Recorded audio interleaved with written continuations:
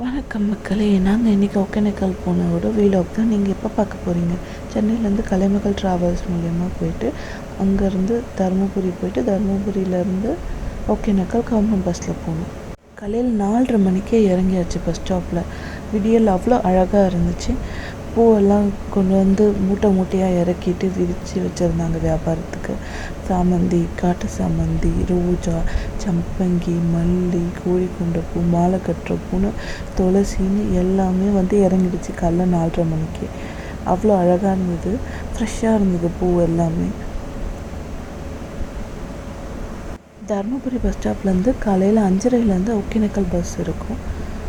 ஒகேனக்கல் போய் இறங்கினோடனே இந்த road left road பிடிச்சி ஸ்ட்ரெயிட்டாக வாட்டர்ஃபால்ஸ் ரோட் போனீங்கன்னா மீன் கடை, நீர்வீழ்ச்சி, போட்டிங் அங்கேயே முடிச்சிடலாம். போட்டிங்க்கு வந்து 750 ரூபா ஆகும். 4 பேர் ஒரு போட்டில் போகலாம். 1 hour சொல்லுவாங்க ரைடு.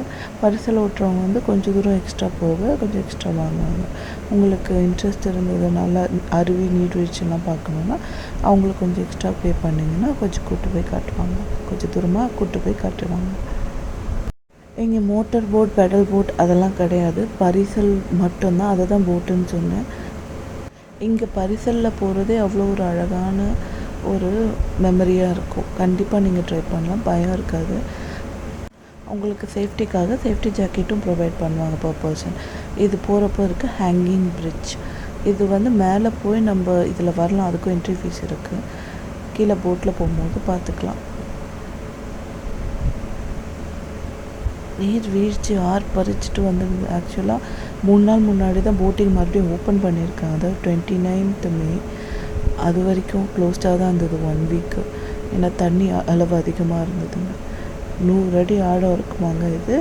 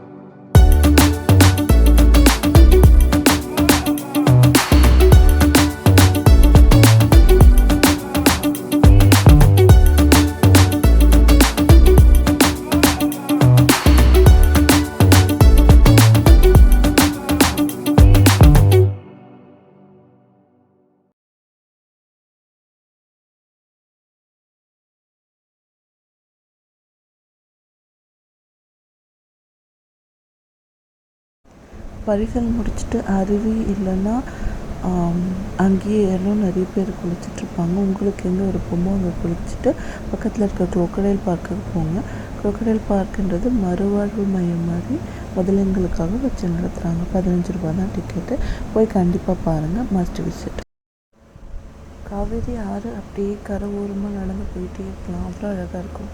நாங்கள் சீக்கிரமாக கிளம்பிட்டோம். ஏன்னா ஒகேனக்கல்லேருந்து பஸ் கிடைக்கிறது கஷ்டம். தருமபுரிக்கு கவர்மெண்ட் பஸ்.